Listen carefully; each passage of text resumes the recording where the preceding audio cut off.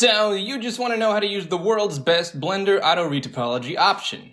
Not a problem.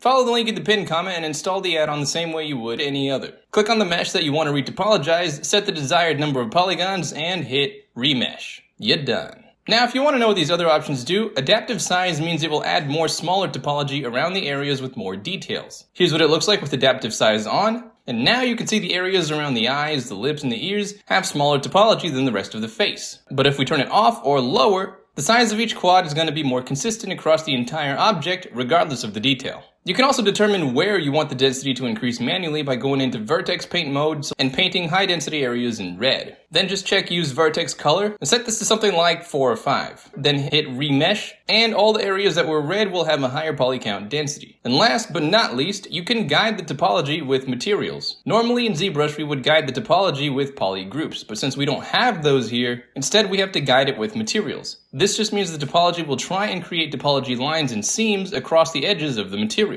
This is probably the best way that you can guide the topology in Blender. So if you really want clean lines somewhere, make sure they have clear material divisions, check this box, and then hit remesh. But if you don't feel like doing all that, you can usually just check auto detect hard edges, and it will usually be pretty decent. And of course you can have it biased towards certain symmetry across X, Y, and Z down here. Hope that helps, and as always, I hope you have a fantastic day, and I'll see you around.